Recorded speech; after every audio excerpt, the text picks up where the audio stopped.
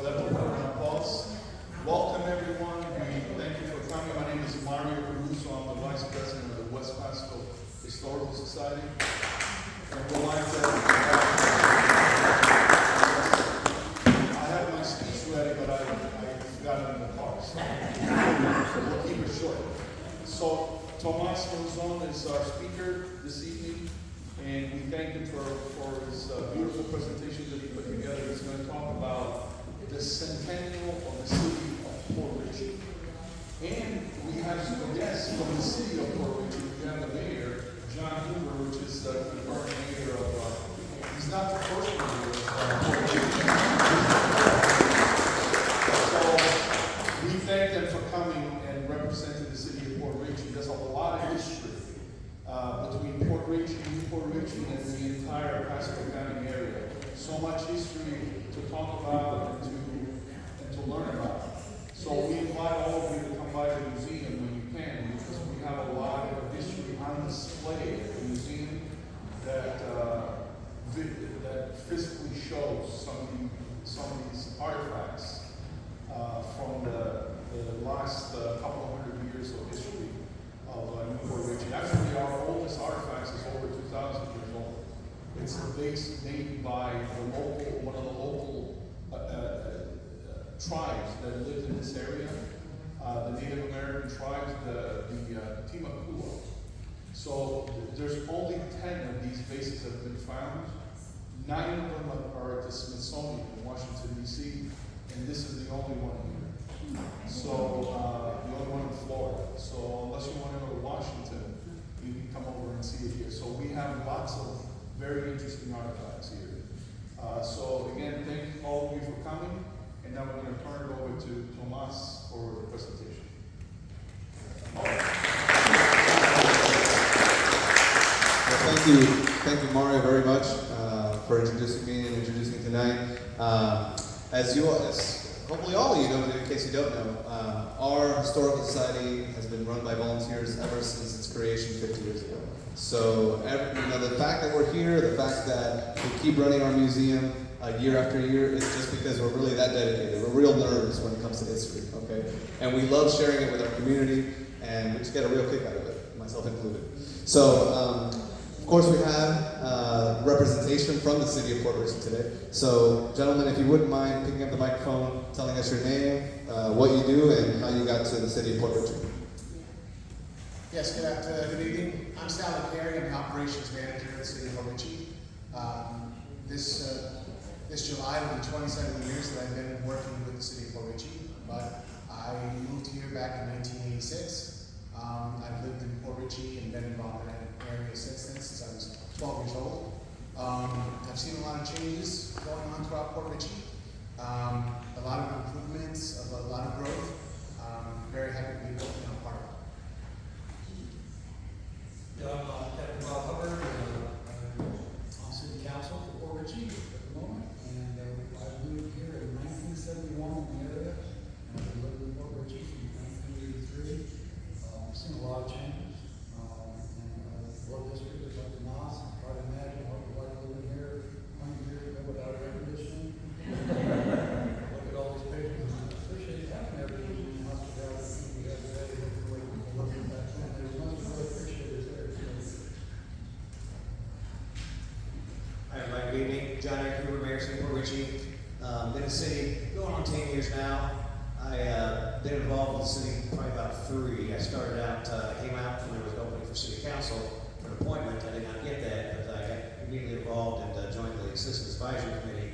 And then the following year, I ran for election for mayor and won that election 2 years ago. I've got a real passion to improve the city, do some great things. I think we're positioned at probably one of the best places in West Pasco, for sure, and West Side of Florida, I believe. And I think we need to really grab that potential, and I'm happy to be a part of that. And I'll reach out anytime. I'm an open book, open door. I give my personal cell phone out for residents, and I like to reach out with any questions. I'm happy to answer those. It's a pleasure to serve the city, and I look forward to all the future improvements we're going to achieve. Thank you. Round of applause for these gentlemen. So I know everybody's got 1,000 questions to ask them, right? But we're gonna, gentlemen, I'm gonna ask you to return to your seats in the audience so that you can also watch the presentation, and then we'll have them back towards the end of the presentation in case anybody wants to ask any burning questions. And there's another reason why I'm kicking them out, but you'll see.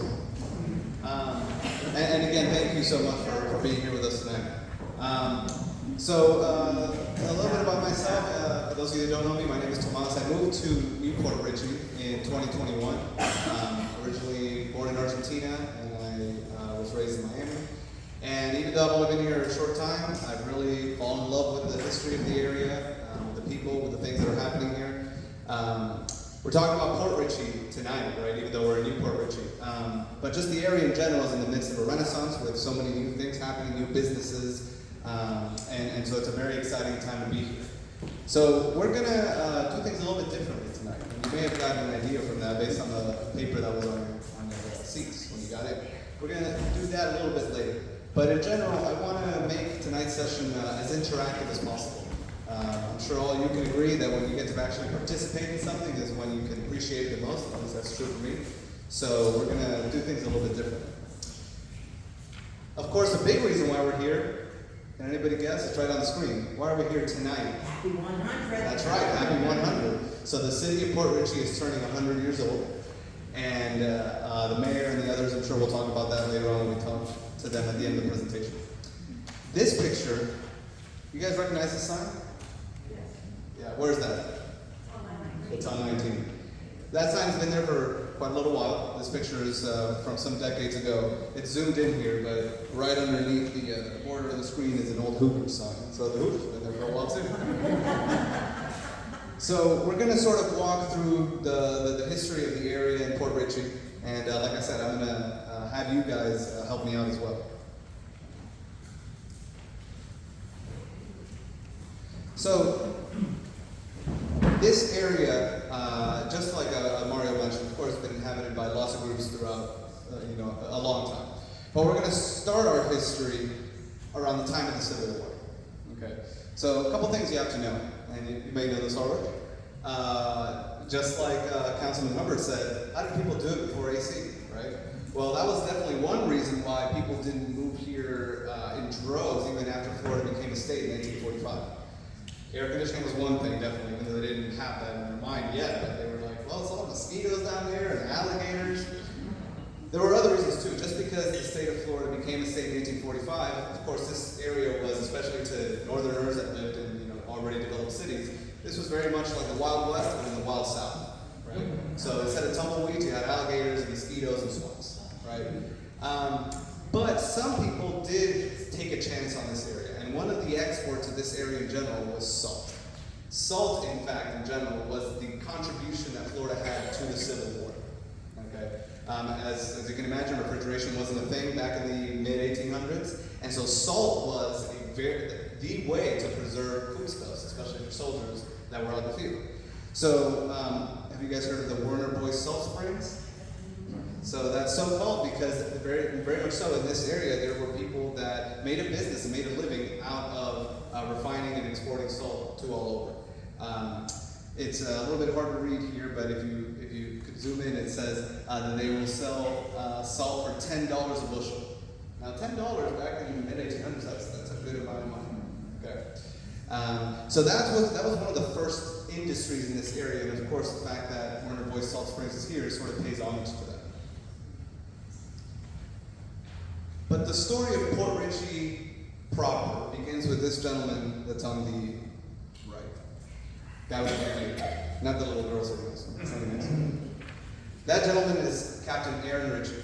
Okay. So again, Florida becomes a state in 1845, but people don't really start moving here until the beginning of the 1900s, right? And of course, similar to the people that moved out west in search of land and new opportunity, that was the same idea with Florida. The additional benefit of Florida, and certainly in northerners' minds, was that the weather would heal any ailment that you had, right? If your doctor said, you're just not going to have a very good life for the rest of your life, well, how about Florida? Florida's going to cure you. And that's something that sparked the interest of people. Of course, land being very cheap compared to other places, that also interested people. So, Mr. Aaron Ritchie was from Missouri, and initially he was going to go out west, but he had a friend named James Clark. who already had land and interests out here, a little bit more north in today's Orlando County. And James Clark says, come on down to Florida. I know you're thinking about going out west, but come on down to Florida. Give this place a shot. Comes down to Brooksville, and then he says, I want to tell you about this place on the west coast. Now, there wasn't a name Port Richey yet. Actually, one of the original names of this area was Hopeville. So he says, come on down and check this area out. Sure enough, he comes down, falls in love with the area, and decides to move his family here. And he ends up giving the, well, let's see, let me ask. Who knows how the name Port Richey came to be? Who are the brainiacs in here? Let's see. Anybody? Any guesses? Yeah?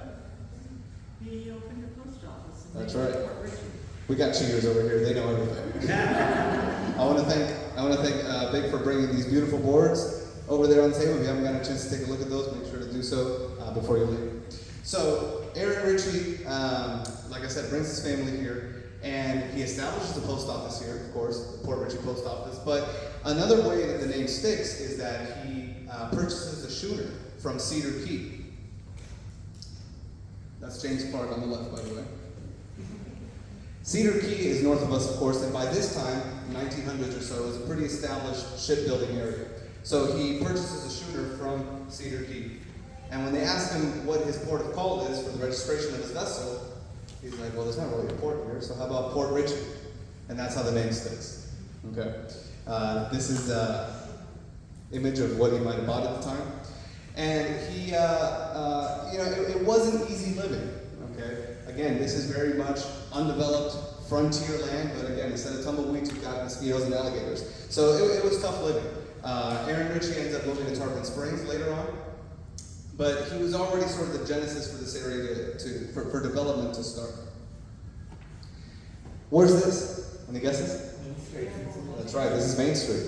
So this is New Port Richey, but the reason I put this here is because this goes to show how quickly things accelerated in Florida as you start to get into the 1910s and 1920s, which we know as the land boom period of Florida. All those forces that I mentioned earlier, right? Cheaper land, this idea that it's this idyllic paradise where the weather is beautiful year-round and all that stuff, that really draws the attention of not only people that want to move here, but people that want to invest here and sell land and get involved in real estate. And I like this picture a lot. This is in 1924, I believe. And this just shows, just how busy this area was and a lot of the spirit that was going into it. First off, look at all those cars, right? Back when you could have it in any color you wanted as long as it was black, right? The fact that this area 10 years ago was not like this at all, and that things moved so fast. The construction of a downtown, right? The addition of sidewalks and brick buildings. Things are moving real fast here, okay? And this area in general was very much a product of that land boom mentality. So here, and it's a little bit zoomed in, I couldn't get the entire map on the screen here, otherwise it would have been a little bit smaller. But this is a picture a map, of Port Richey. So before I get into this, anybody know why there's New Port Richey and Port Richey? Any guesses? A tree fell. A tree fell? I haven't heard that one. Any other ideas? Why would we have two Port Richeys? Nick, I know you want to answer real bad, but I'm gonna try to pick on somebody else. Any ideas? Give me your wildest idea. Anybody here use ChatGPT? Well, yeah, did I hear a yeah? Somewhere in the audience? Okay, well, ChatGPT is an AI model. I know we're jumping from 1925 to 2025 real quick. And one of the things, it's an AI model, you can ask it for help. It's kind of like Google, but on steroids, that's what I like to say. And in fact, I think where's our expert? He just stepped up. He went to go work on ChatGPT, that's what it is. Anyway, one of the things I like to do with ChatGPT is ask it to give me wild ideas behind things. And it's pretty amusing. So any wild ideas as to Port Richey, New Port Richey? Well, the reason is, of course, Port Richey came first, right? Like I mentioned the story about Captain Aaron Ritchie. But New Port Richey was very much a purpose-built development with a downtown, like we just saw in the picture. When Port Richey got caught wind of New Port Richey becoming this very commercial enterprise, Port Richey said, we don't want anything to do with that. We want to remain a small town, right? A relaxed place, and they wanted to hold on to that like small town fabric of being a fishing village, a pleasant place. So they actually incorporated a year later, right? 2025, 100 years. Newport Richey incorporated in 1924. So we celebrated Newport Richey Centennial last year, which is great because now we can have a party, 2 years in a row. So that's very good. But Port Richey incorporates afterwards. So this is a map of Port Richey in 1955, and I know it's hard to see. And by the way, all of these images are available on West. Let's see on this side, so there's nothing there. Are available on West Pasco Museum, our website. Okay, so you can browse through this entire collection. And I always brag to people about this because the work that our volunteers have done to get these images digitized, so you can just be hanging out at home looking through all this. And these are high resolution images. So I can't do it on this screen, but you can zoom in all the way and it'll still be clear. And I just want to shout out the work of our volunteers. But especially for those in the back that can't see that well, we've got the Pithla-Chuscody River right here. Okay, we got Miller's Bayou right here. We've got Ritchie Drive right here. Here's US Highway 19. Okay, which by this point was not nearly the monster it is today, back in 1955. It was still 2 lanes. The Walmart would be around here, so Ridge Road would continue this way. Okay, we've got Old Post Road right here.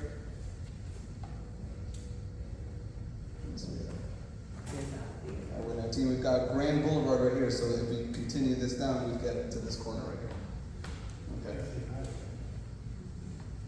Say it again? Right, it was the Dixie Highway, right. That's another little interesting thing. Before US Highway 19 was even built, Grand Boulevard was part of the Dixie Highway system. So the fact that that was a paved road was a pretty big deal, especially for new towns at the time. It wasn't 19, it was 595. That's right, State Road 595. And I think now it's Florida 55, I think is the hidden designation for US 19. But Port Richey, even though it stayed apart from Newport Richey in terms of incorporation, definitely benefited from some of the things that came into Newport Richey, namely the railroad.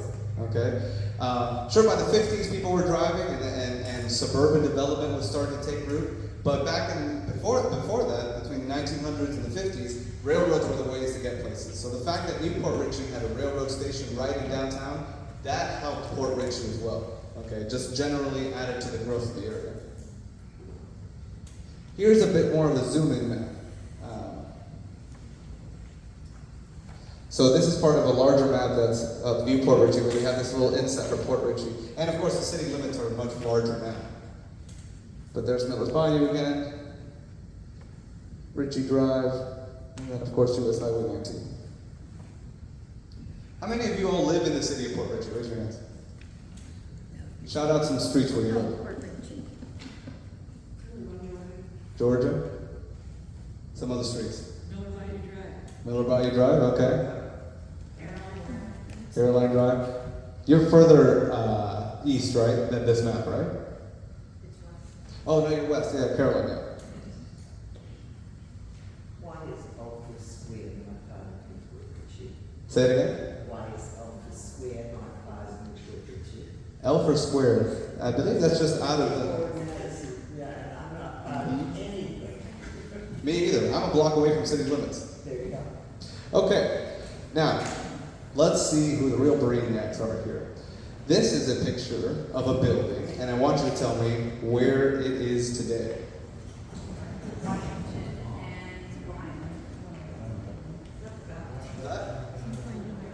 I'm glad not everybody heard you. See, they're still thinking.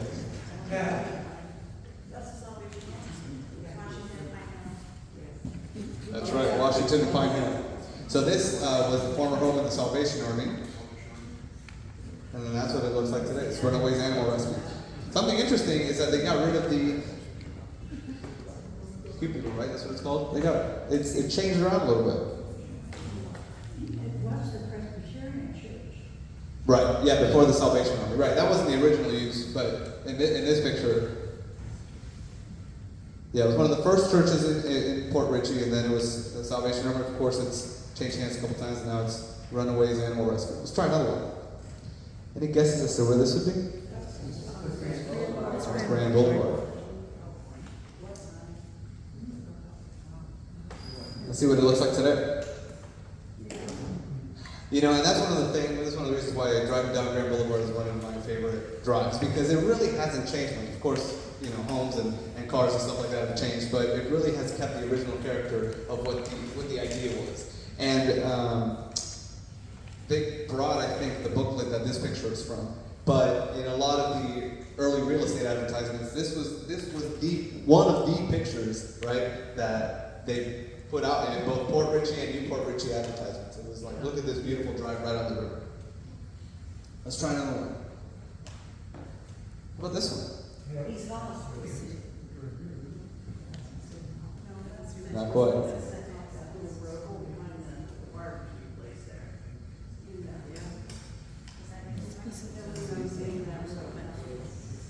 Any other guys?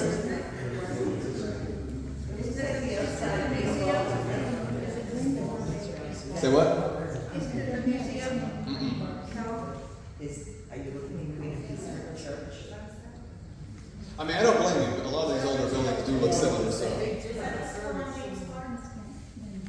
She got it. This is a hard question because the building's not there anymore, so I don't blame you. Don't worry, I had to look it up too. So that used to be right here. This is 7801 James Clark Street. So this is near the intersection, like near the area where Grand Boulevard and US 19 and Washington Street all meet. This was an old school right in Port Richey. Yeah, and the story of schools in general in the Pasco County area was very much like that. I mean, of course, you know, the county grew very quickly after the land boom and has been growing a lot since. So a lot of these older schoolhouses, like our museum, that could only house, 20 or 30 students at a time, were replaced or not used anymore in favor of bigger schools. Like, for example, the library. Do we have anybody from the library here today, the New Port Richey Library? There she is. That used to be the Pierce Grammar School. Okay, and of course, you can tell it's a much more substantial building than something like this. So as the county grew, the school board demanded, the construction of bigger schools to house more students. So a lot of these older school buildings were either repurposed and kept alive as long as possible. In our case, ours is still here. But that's what it looks like today. Let's do another one. How about this one? I know Vic knows it because he was just looking at it.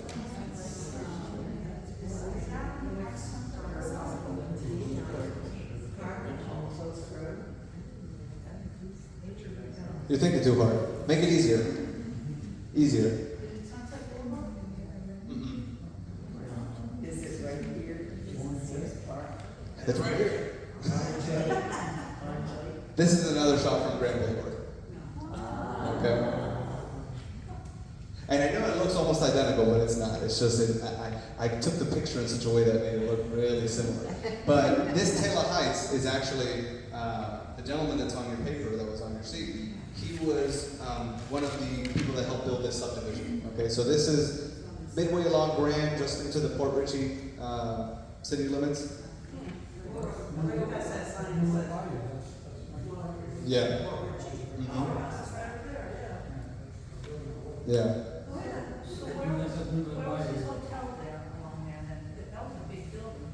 I'm gonna leave. I think, Vic, do you happen to know exactly where the hotel was? Putting him on the spot, so I don't have to do it. See? From the map, it looks like it's where the fire department is located now. Yeah. It was the York Hotel. Yeah, the York Hotel. Yep. Yes. This is going up Grand. Yeah. Near the fire department. All right, let's do another one. How about this one? This one actually really surprised me, honestly, when I matched it up. Now, I will tell you this is cheating a little bit. This is in New Port Richey. Sorry, Mayor. Any ideas? Give you a clue. It has to do with art. Mm-mm. Think more in a neighborhood. You got it. It's this one right here. This is the West Pasco Art Guild that's just behind. It's Jefferson, right? Yeah. So if you go down Main Street, make a right on Jefferson, and is it two blocks down, isn't it? I think it's 1 or 2 blocks down, yeah. And at first I was like, that doesn't seem right, but you can tell by the concrete, the concrete fencing. It's the fence. It's the same. It away, yeah. You can tell now we need more parking. Right? We got rid of the palm trees, we need more parking. And another thing that surprises me, and it goes to show how dedicated people were to living here, is that these buildings are, in some cases, very substantial, right? I mean, people figured they were going to live here. It wasn't just a makeshift thing and they'd be here for a few years or something and then leave. So that just speaks to how dedicated people were to making this place happen. It's another one.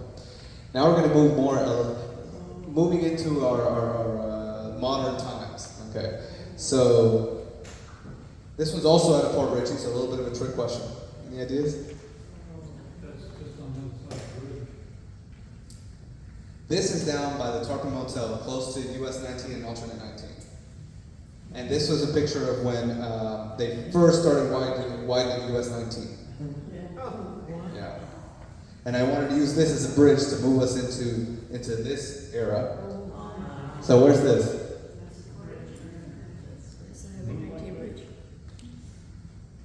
This is that view right there. So, if I go back for a second, the bridge over US 19 used to be a drawbridge, okay? But as the years went on and they expanded US 19, they removed that bridge and made it a fixed bridge.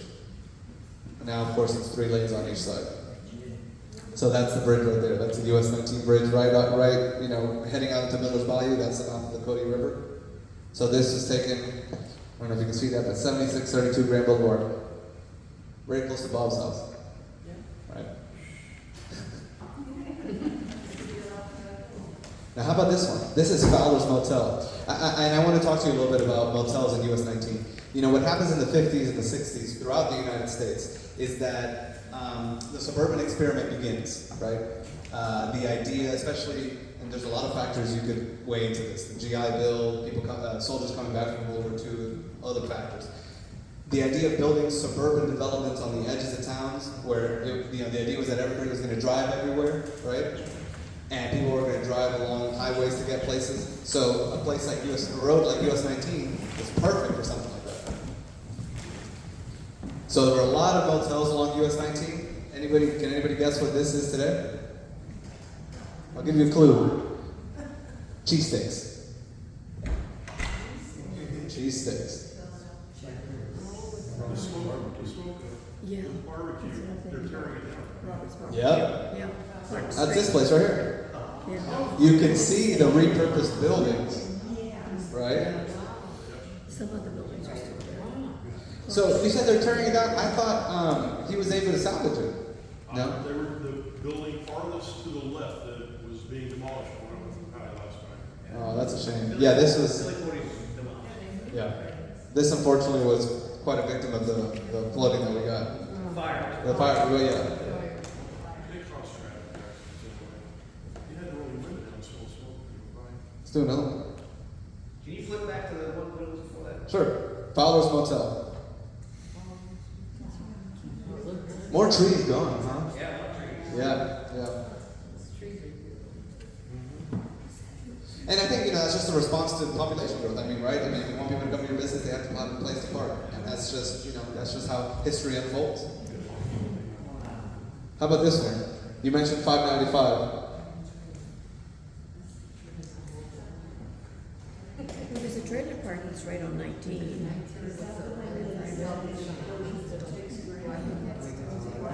Yeah.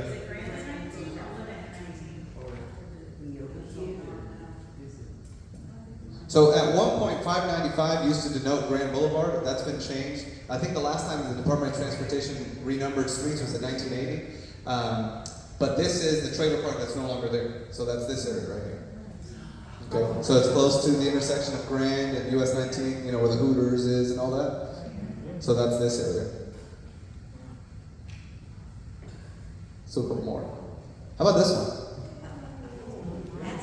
That's a festive time. What bridge do we think this is? You got it. This is the drawbridge that used to be over US 19. So if we were to place ourselves on, I mean, look at how small, cute US 19 was, huh? There were people walking on it. Yeah. I remember that truck bridge. That's this today. Not as pretty. Probably a lot faster, but not as pretty, huh? No, it's not any faster. Right. Especially with traffic. This is a fairly recent picture. Yeah. You notice what this is? So that's this one today. Mhm. You know where this is, right? Gulfview Square Mall. Oh, yeah. Nice artist rendering. Look at that, all that parking. That's Santa Claus at Gulfview Square Mall. Gulfview Square.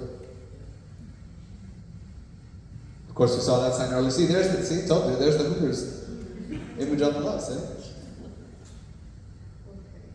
So, as time went on, of course, we got some celebrities that came here. One of them, of course, is the man in black himself. So, this is the house which is still there on Sunset Road. And the way that he came to be here is June Carter's family found out that Port Richey was one of the cheapest waterfront places to retire thanks to Consumer Reports. So they decided to buy this bungalow on Sunset Road, and later on then they gave it to June and Johnny. And he spent a lot of time here. He did a concert at Gulf High, that's him right there. And his next concert is Sunday the 18th. Yeah. Still here? Who's this? Do you think she was here? Somebody said yes. We'll come back to that. Who's that? Somebody eating hot dogs, maybe. We'll come back to that too. All right. Now, I want to see who thinks that they know everything, because we are going to play a little Jeopardy game. Oh, I thought everybody was going to be like, me. So we're going to do, I want to find 3 participants for our Jeopardy game, and then we'll all learn together. Who's going? Should it be 1, 2, 3? Who wants to go? I should have played some music for this part. Maybe that would have got people going. Anybody? Yes, all right, we got our first one. So tell us about yourself. I'm Fran Nickley, and I volunteer for everything in Port Richey. There you go. All right. What's your favorite part about Newport Richey? Working the theater, plays. There you go. All right. Okay, we need 2 more. Oh, is this gentleman coming up? What a tease. I don't know. How do you think we should pick 2 more contestants? What do you think we should do? I like the lady in black, but I can see she's a black chick. Tomas, you All set me right. up. All right. Tell us about yourself. Tell us about yourself. So I'm Kimberly Carey. I actually lived in Newport Richey originally when I moved here 25 years ago. I've worked for the city of Newport Richey and Port Richey. I started out making $4 an hour working in public works at Newport Richey. And then I later went on to work for the city of Port Richey. And after some changes, I went to another position with a software company, believe it or not. But I do still volunteer at the city of Port Richey. And my husband is South Operations Manager. That means she's going to know all the answers.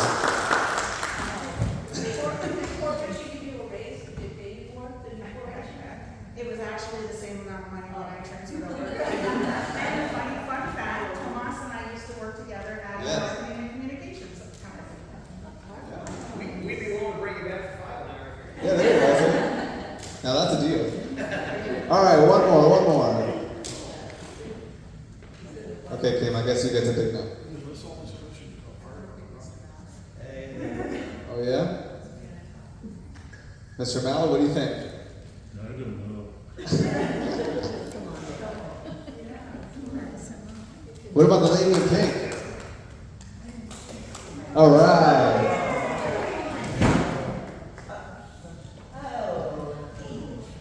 Ma'am, would you like to introduce yourself?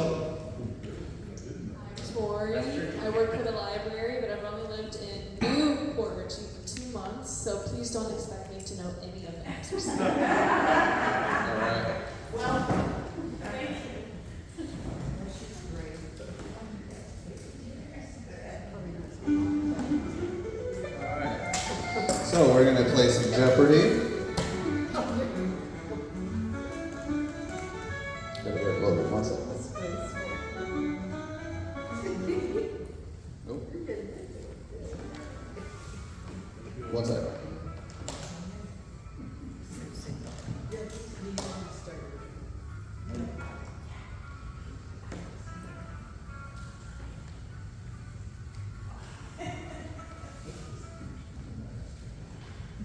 All right. Well, welcome everybody. Welcome to Port Richey TV. So we're gonna have a 4-category Jeopardy here. Oops. And the first thing I would like to ask, Kim, since you're right next to me, you're gonna be team of one. So what's your team name? I mean, it could just be Kim. Okay. Yeah. Okay, Fran. You want to be Fran or you? Oh, Skittles. Okay, good.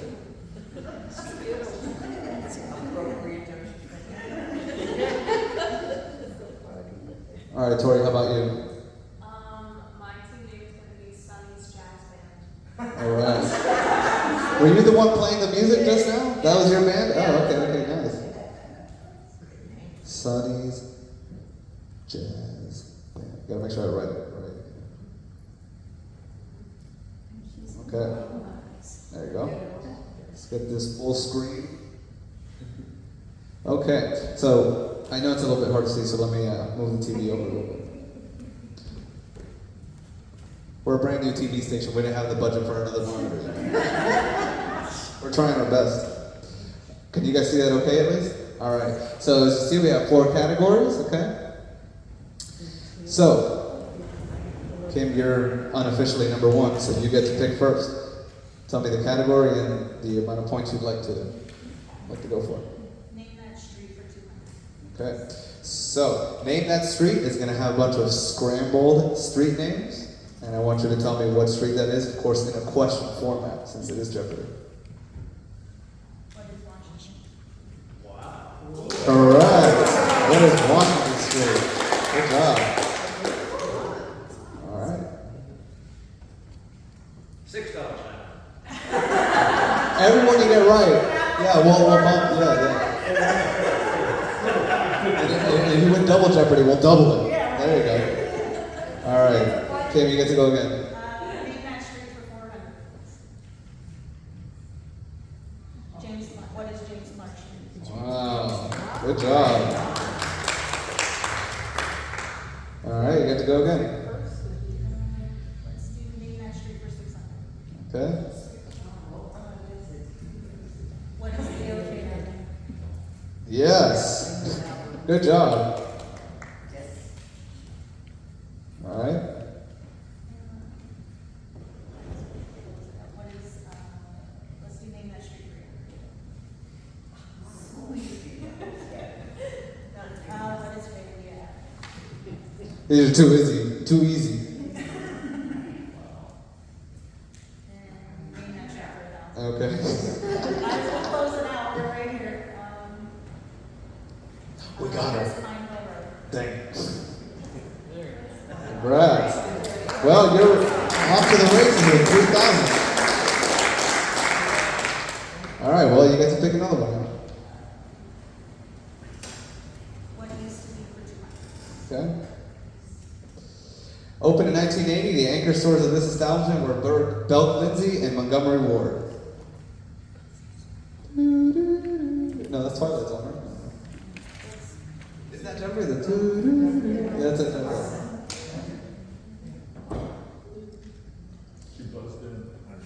Oh, she buzzed in? Okay. Frank? Or, I'm sorry, Skittles? What was that? Nope. Any other guesses? Anybody? Yes? What is Gulfview Square? Yeah. Congrats. All right. That's 100 points, 200 points for Sunny's Jazz Band. The Montgomery Ward was over by Jasmine. Oh, it's where Dillard's. See, the mayor's like, good, we won't have to give her a raise afterward. There you go. Yeah, there you go. Okay, Sonny's Jazz Band, go ahead. Oh, Now it's gonna get interesting. I had no idea for 200. The city of Port Richey was incorporated this year. When is 1925? All right. That's good. I mean, that was just a test to see if people were paying attention. See, so that one worked. That's good. That's good. All right, go ahead. Let's do assorted culture for 200. All right. This live-action police activity show followed the Pasco Sheriff's Office around in the late 2010s. Oh my gosh. Feel free to buzz in. What is it? Final answer? Yes?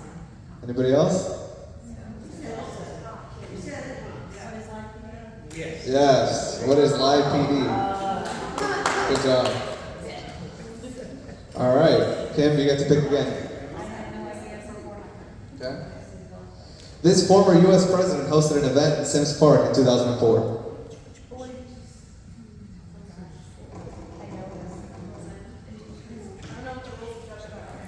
Just go.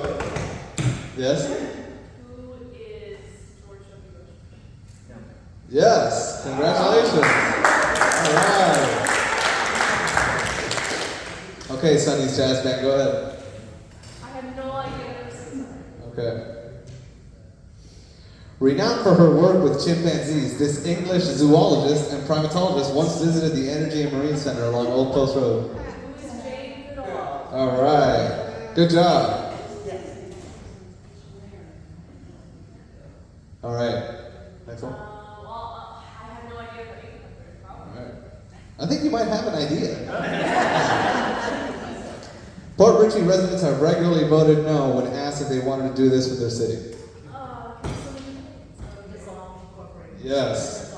What is dissolving a city? Good job. All right, Kim. I had no idea for 1,000. Okay. The man in black was friends with this local community change maker who once owned the Hacienda Hotel and has a Pasco County road named after his family name.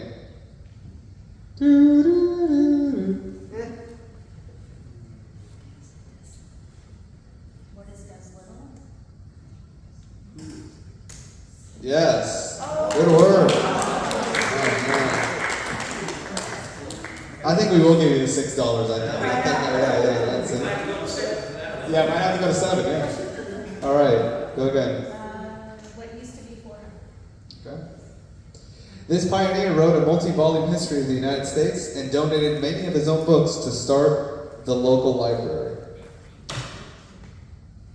Can I answer? Who is Dr. Avery?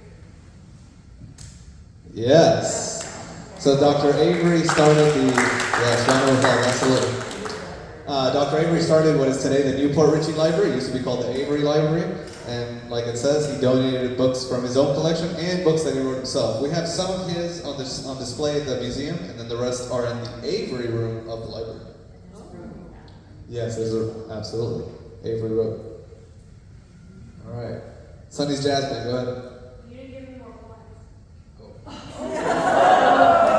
Good work, man. That was good.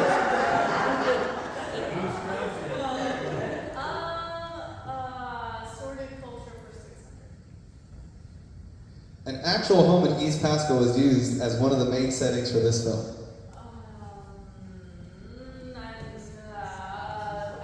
What is Edward's? Yes, good job. Yeah. And they did other shots at the Lakeland, what is it? It's Southgate. Southgate, yeah, in Lakeland, yeah. All right, go ahead. Sorted culture for 800. Okay. This former Pasco Sheriff's Office lieutenant set 2 world records in winning the 220-pound classification at the World Powerlifting Alliance World Championships in 1999.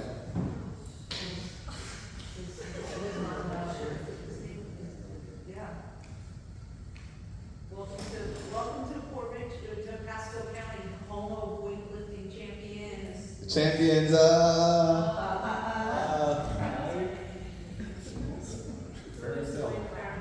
we got it, yep. Who is Mike Ferrantelli? Yeah, All right. Okay, Skittles, you get to choose this time. Oh, 400 would use fees. Okay. The production and export of this mineral was one of the Port Richey area's contributions to the American Civil War. Yes, good job. All right. You're on board. There you go.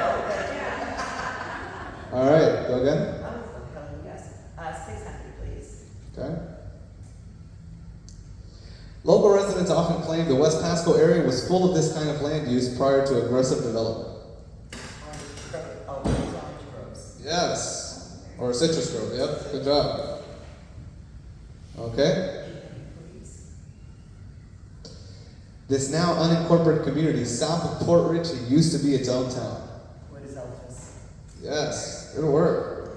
What is Elford? Almost, I'll take that as the same category. What used to be? This 6,000 acre expanse of land east of New Port Richey once hosted an extravagant lodge and beautiful flora and fauna.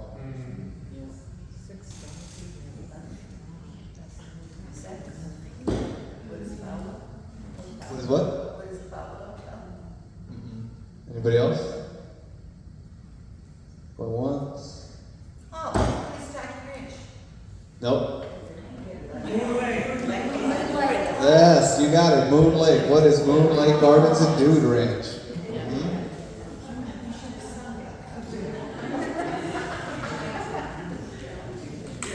Okay. Yes, I'll give you the last one here. This 80s pop star had hits like Look Out. Yeah, so is Debbie Dead. Well, I don't even know who even got that. Should I get points to everybody?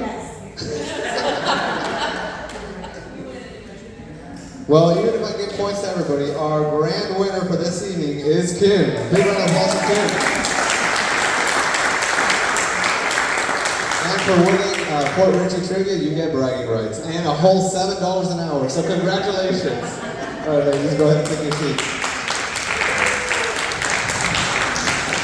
Before I re-invite our Port Richey representation over for questions, so so that way I don't have to keep talking. I wanted to for us to read take out the paper that you got on your seat, and I want us to just read one line at a time.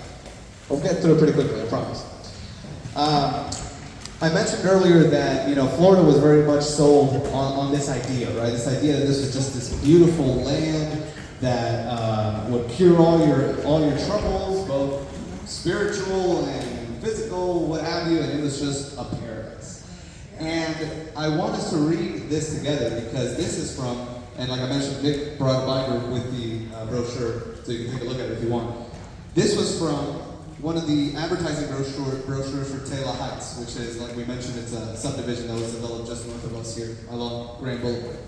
And I want you guys to get an idea of what the sales pitch might have been. Imagine if you lived in New York or Michigan or Missouri or what have you, and you got something like this in the mail. You'd be like, yeah, I want to move there too, especially if it's cheap.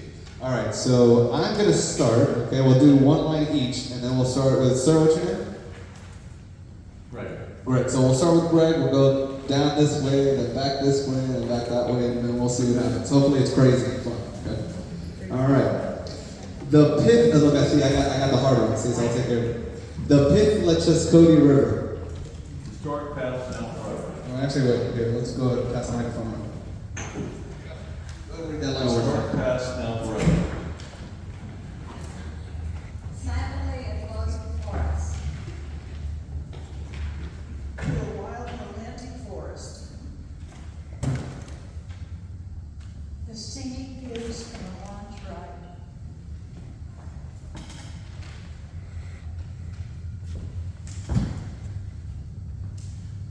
Charming surprise around every bend. Ferns, trailing vines, millions of them. Gigantic trees with branches wide. Spread o'er the stream from every side. Here is the place, all you can wish. To catch a black bass and other fish. Hush, be silent, never push through.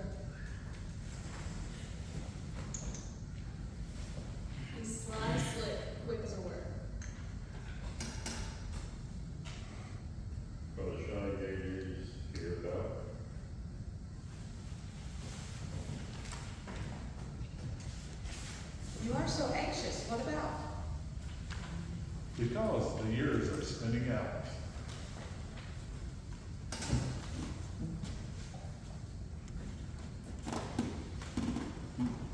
We welcome you with art in hand. To dwell with us in Dixieland.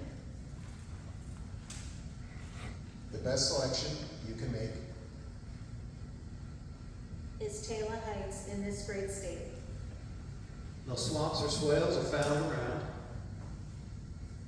Your building on high, what is this? High ground. No other place such lots are found. Taylor Heights, people say. Finest place in Florida. The best location in the state. Don't put it off, you'll be too late.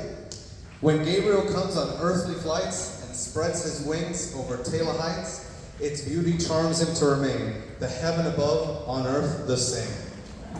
Wow, I want to buy land there, huh? But again, it just goes to show, one, how things were sold back then. Everything, those of you who have spent time reading old newspapers, everything was just amazing, right? So that's pretty cool. But in general, this is sort of the tone that was used to pitch Florida in general, throughout. Not just in Port Richey and New Port Richey, but throughout the state of Florida.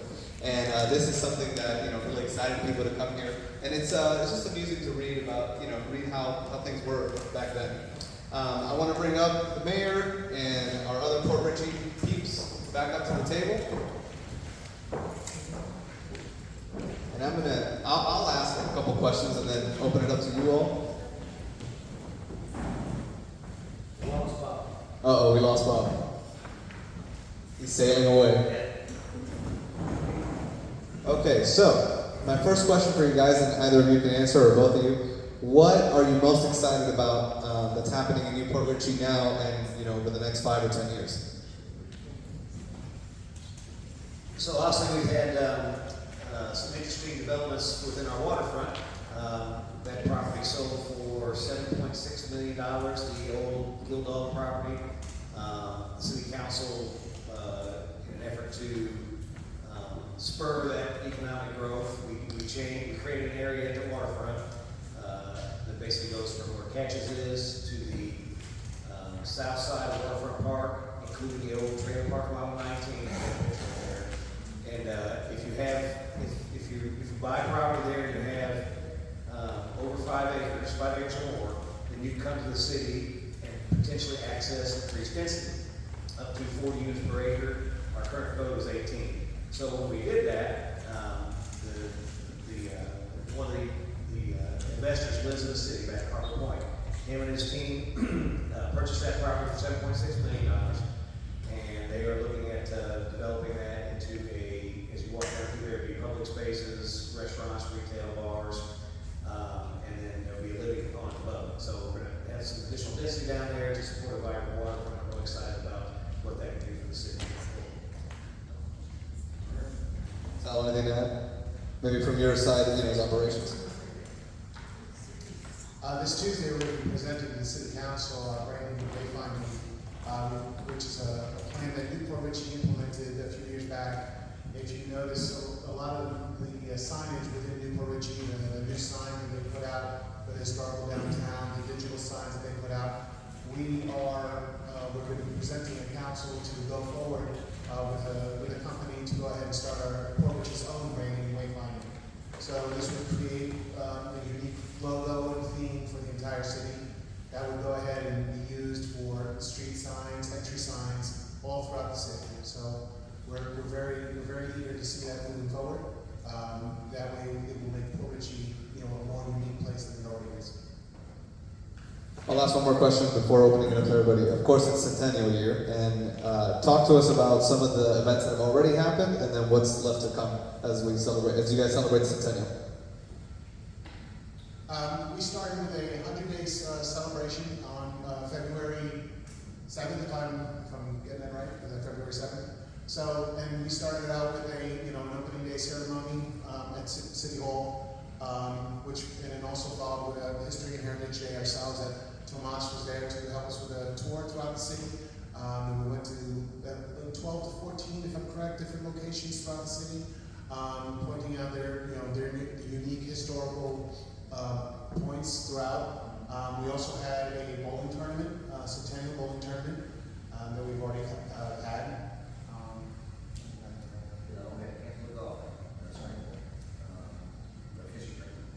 We had a fishing tournament that went very well. It was hosted at Whiskey River, which is on off of Pier Road in Port Richey.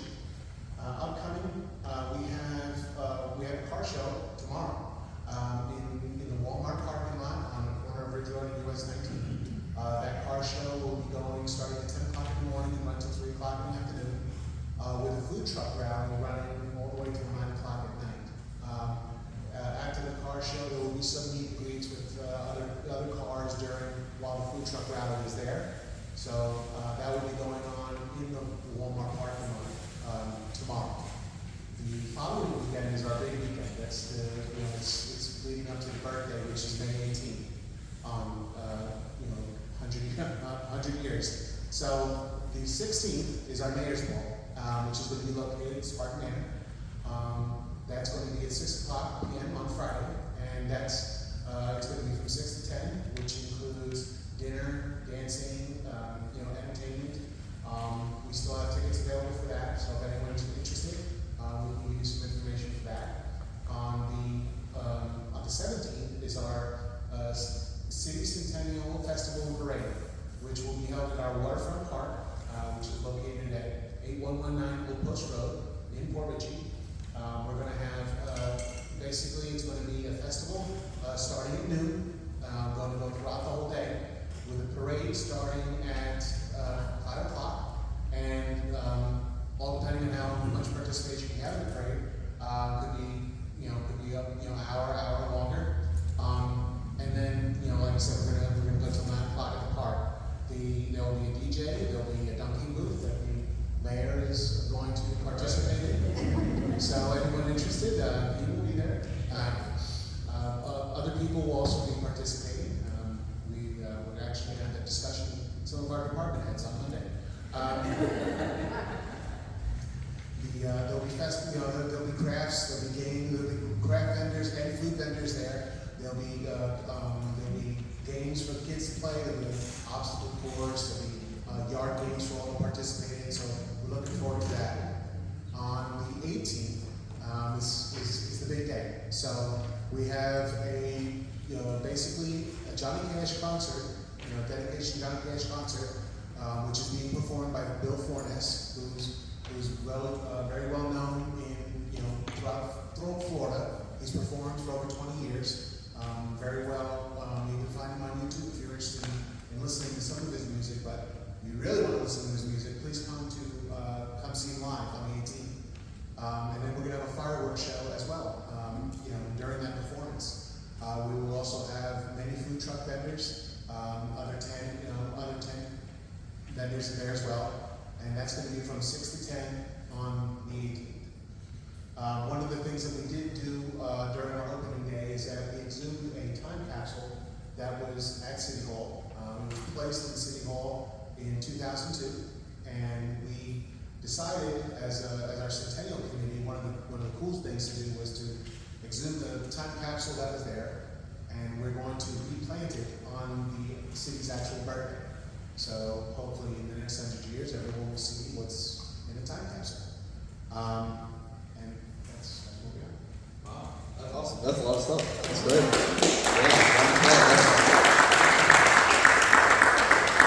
Any questions from our adoring fans? Yes. So, with respect to land use, I'm just wondering, the old mobile home park next to the Nest Guest, well, it's not Nest anymore, but next to, at Grand and 19, that was cleared, and that's some big land now, and also I understand that the motel just south of the bridge, that land is going to be cleared. What are the land use outlooks for areas, that developing area around the river? So the hotel is actually Newport Richey. Okay. They are in the process of purchasing that. Pasco County actually owns the undeveloped lots around the hotel. They have a project that they're looking to partner with not only the city of Port Richey, but also the city of Port Richey. Port Richey has Whiskey Joe's there basically, and then right as you go past where the little limestone pier was, that goes into New Port Richey. So they want to develop that area into a boat ramp / marina. Is kind of what I've heard, and so that and possibly the living component would be incorporated into that mixed-use commercial stuff. On the other side, like I spoke about the 8.5 acre steel dog, the old trailer park lot that's cleared, mixed-use commercial, same type of thing. It's all you go down the waterfront, public spaces, shops, restaurants, retail, and all kind of places together that you can also live above that. So. Any other questions? Are there any establishments, buildings, landmarks that you think will still be there in another 100 years? Well, Oldsmar Mound has been there since it's a historical mound placed there by Pasco County. That's also located on Sunset Boulevard, not far from where Johnny Cash's home used to be. That I believe will only be there for several hundred years because that's protected land.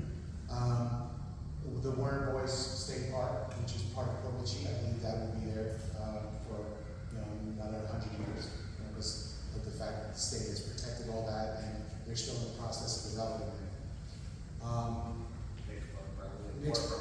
Yeah, I think our city parks will also be there. We will probably be there for the next 100 years. They've been there. Most of our parks, Nick's Park is the oldest. It actually used to be one of the first city halls where Nick's Park is, at our boat ramp. And then the city hall migrated to the corner of Grand Boulevard and River Gulf Road. Then from that point, it went to where Walmart is now. The city hall was there at that time. That's when I joined the city, and now it's a new location on Ridge Road. So I think the parks, the Oldsmar Mound, Warner Boys Park, those definitely will be there. As far as like buildings, things come and go. Development always happens. I hope some of the buildings that we were shown today will still be there in the next 100 years or so. One thing I have on parks, obviously, those areas were given to the city, and we have to keep those in the parks. So that's one of the reasons, obviously, they'll probably always stay that way. One of the visions that I kind of thought about as the waterfront redevelops is Nick's Park, which is now a small boat ramp. Also, we need to look at places to have a local launch or whatever. It wouldn't make a whole lot of sense to have Nick's Park be that boat ramp, especially if Pasco and New Port Richey, and let's get together on the other side and build a larger facility. So what I'd like to see Nick's Park turn into is kind of like a Mallory Square here in Port Richey, where you can go watch sunset. You can have public dockies there, so if you're coming off the water, you can park, come down, visit the waterfront, and even go upriver, using a train, water taxi, if you will, going between Port Richey and the waterfront, and then downtown New Port Richey, somewhere down here, and where you go back and forth, and just really create a sense of place. Another thing that we also are looking at doing with Waterfront Park is rebranding that to Centennial Waterfront Park, and so we also want to see that there. Thanks for Yeah, I'm glad you brought up the Oldsmar Mound. The Oldsmar Mound is near where Martha Olsman's property used to be. Martha Olsman was one of Pasco's female pioneers, and we produced a play last year that had her character in it as well. She used to host parties at her place. She used to be involved in the Chasco Fiesta. So I'm glad you brought her up. And as you got an idea, Sal mentioned some things that didn't even make it to the presentation. There's a lot of history, and so that's why in a little bit I'll urge you to definitely check out our website and our resources to find out even more stuff that we didn't even get to in the presentation. Any other questions? Yeah. Are you writing a book from us, or is anybody else writing a dedicated book about Richie? I'm definitely not writing a book. Are you guys writing a book? No. I wouldn't mind, I guess, but. I forget the gentleman's name. You guys remember it? There is a book that he put together. Luby, I think. Is it Gary that you're speaking of? Gary Kakamopoulos? No, this individual, I can't remember his name, but his, Jeff Cannon? no, I don't want to say Louis, but do you know him? Did he reach out to you? Or he put together a book. He was actually wanting to possibly sell those and autograph those. I think he's 98 years old or something like that. I'm offended with me, I'm bring it back down. But there is something that's been put together that could be coming out very soon. Nancy, I think, do you have a question? Yeah, my question is, I just a recent resident of Port Richey, and I just became aware of there was an incorporated section in it. Is there also a corporated section, and can you explain that, please? Yeah, so the city of Port Richey proper is about 2.7 square miles, and that includes the water areas, okay? So basically our boundary, as soon as you come across the bridge, you're in Port Richey. Now on the other side, the south side of the bridge, if you turn right there where that little convenience store is, and you kind of go down that along the river, that's all ours, back in there. Basically, all that waterfront, as you cross over the bridge, you're in Port Richey.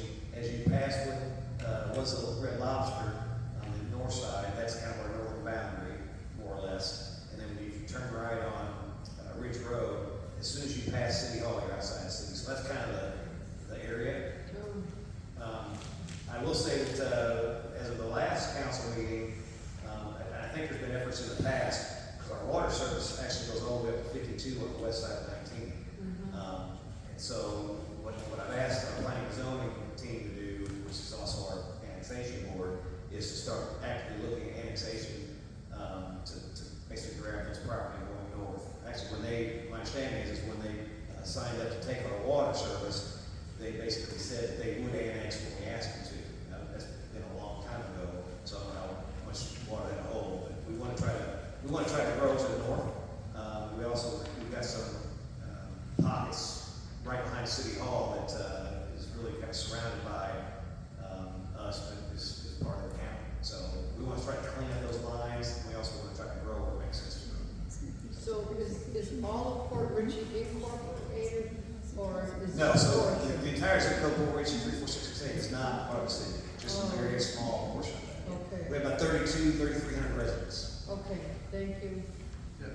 Most of that people don't understand. I mean, the Port Richey zip code used to go all the way to Hudson, basically.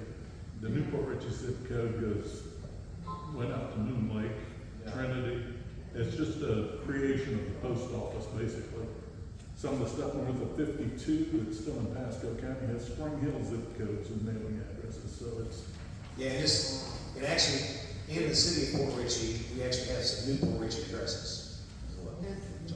I guess where the confusion is, because I understand now the police department does not have jurisdiction in certain parts of Port Richey. That's great. So this is in that 2.7 square miles of the city of Port Richey. That's where our police and fire service. Outside of that, I mean, we can help out.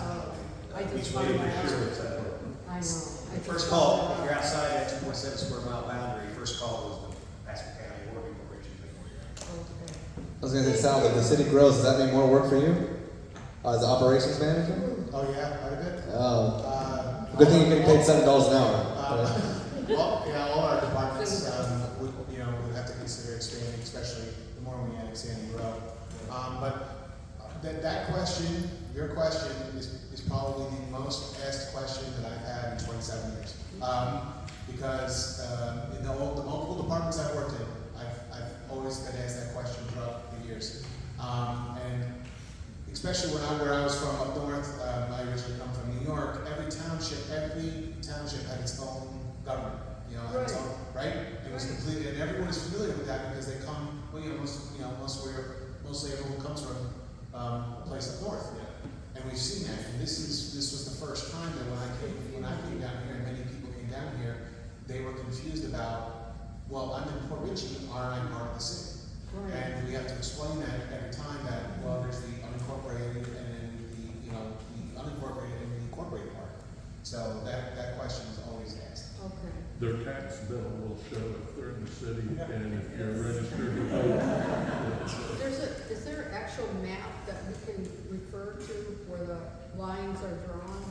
Yes. Like if someone wanted to look up that information? Yeah, actually, I was going to mention that too. It used to be, when we had our old website, I think it was out there on that, and when you search for the city of Port Richey, that map would come up. We just got a new website. I think that maybe broke. We probably need to put that back up. We do have a map. Oh, okay. One interesting thing to note note about Pasco County, which is interesting. Most of the times, you have a larger incorporation of cities within a county. Pasco County, I believe, don't quote me on this, but I think 95% is actually unincorporated. It's only 5% of the counties incorporated. So there's a lot of room for cities to come on, cities to grow, and the county really should support that, because at the end of the day, they pretty much get their same ad valorem tax rate, but when city services properties, they don't have to, other than to help out, so they don't have to provide fire, police. So they should really be supportive of the growth of the cities. And it basically takes the load off them. But we're kind of a unique situation in Pasco County because it's such a very large county that's unincorporated. Bevan, you're going to be our last question, but before you ask your question, tell us a little bit about yourself, because you're pretty special. Oh, I know. She said, uh-oh. I just wanted to ask, do you all have a preservation board? We do have a historical preservation board. Unfortunately, our membership is very, very low. We've had members come and go, but we've never had anything to hold on to.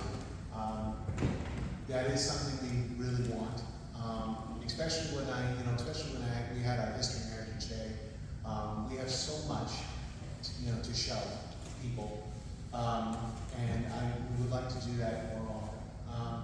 So we would really like, to expand that if possible. And the county might can help with that too. They have some great representation with our board. But the reason why I was asking, I've shown you the little excerpt or the picture of my grandfather Stevenson's 5 sisters. One of them, the house is still there. I go by and it's like, oh my gosh, it's still there. And it had to have been maybe early 1900s, a little white cottage type, right 3 or 4 houses from the Sunset Landing Marina. So those are special things, as you were talking earlier, of some of the things that should remain historic. It'd be nice. I just need to look up who the owner is now. I'll put in 2 cents on that. Need to look at, before the city goes with their demolition orders, the history of the property. I know one of the Nix brothers' houses, I think, is currently on that list. Yeah, so obviously with the hurricane, we have substantial damage properties that, the rules that they have, but what I was gonna say is on historic, if it's a historic designation, those would be outside of that rule. The basic rule is once your house reaches 50% or more of the value to fix it, you have to raise the house and build the house. And that's to keep from repetitive flood. But historic type of registered historic home, would fall outside of that. So you probably need to look at getting those designations on those homes that maybe. Yeah, the one thing that because that's what we're all about here, that's because we know our history, and I think maybe Tomas was allowing me to put a little plug, that we have an SOS 1922 GHS and its properties. That would be our 1922 school on Grand that we're trying to save for our community with no residential housing for communities near and far. And so, yes, history, saving our history is very important. So I think our board here and then also the city's preservation board would work together to help you all. Yeah, and actually, I'm glad you brought that up because we have had a hard time finding volunteers to staff that board. I think currently we've got 1 member on it. It was a 5-person board by charter. I think we changed that to 3, if I remember right, so they could actually start meeting. We got it up to 3 and we're down to 1 again. The problem with staff is small, 3,300 residents, right? We don't get a lot of volunteers to do some of that stuff, and we need that. And so you have to live in a city to be on that board. One of the things that we could possibly do as we ask the council is see if we can open that up to non-residents, so that there are people that maybe in the surrounding area, or whatever, that want to serve on that board, because it's, they can serve the role for us. So that's something I'll look into to see, and then watch that if you want to be interested in that. Yes, we're on that, just Tomas, we're all of our group here, there's some of us here that's on the museum board, and a couple of us on the city board, preservation board. So, yeah, it's We- important, so thank you. We may open that up so that, you all have opportunity to send it forward, would be great. Yeah, absolutely. Yeah, like Bevan said, I mean, like I said, the fact that we're here, the fact that our historical society has been here for as long as it has, it's purely because of the work and dedication of this that we like so much. So, gentlemen, thank you so much for being here with us. A round of applause for our Port Richey peeps. And as we close tonight, I just want to really flip through some pictures real quick of our museum. How many of you have not been to our museum? Okay. We're singling you out. You gotta come. We're gonna give you a little preview of it. Let's get through all these real quick. So this is our museum. Like I might have mentioned earlier, this used to be one of Pasco County's original schoolhouses. It used to be a 2-room schoolhouse, where it was a private residence for a while, and we actually moved it here to Sims Park. And we've expanded upon it quite a bit, even since this picture. This is the inside. We gotta take some new, where's Mario? We gotta take some new pictures soon. Because we made a lot of changes. Absolutely. Our gift shop, which again has changed a lot. So this is actually, since you haven't been in the museum, this is good. We're showing you the old pictures, and when you get to the museum, you can tell us what's changed. Bob Hubbard was just here, but we worked with him before on doing some boat tours out in the Gulf. These are some of the fish camps, stilt houses out in the Gulf. That's another big, beautiful picture. Catch the sunset. We haven't done these in a little while, but we do walking tours of downtown Newport Richey, especially since we're, it's right here in our backyard. We did quite a few last year for Newport Richey Centennial, so I'm sure we'll bring them back soon. This was another walking tour on a much colder day, as you can probably tell. And of course, we do lunches such as this one. Look, that's me. I lost that hat, and I was looking for it today, but I couldn't find it. Again, thank you all very much. This is a photo by Michelle Miller of What's What Newport Richey. Unrelated plug, but that's a great source of news about local activities, and I figured it'd be nice to end on that picture. So thank you again very much. Thank you for being here tonight. And for those of you that haven't been to the museum, we're open Friday to Sunday, 1 to 4. If you're interested in joining as a member, you probably spoke about that with the ladies up front. We also need volunteers, as you can imagine. So if you're interested in any of that, either talk to us now or next time you're at the museum, make sure to approach us about that. And thank you all again very much for being here tonight. Have a wonderful evening. And thank you to the volunteers that have been here with us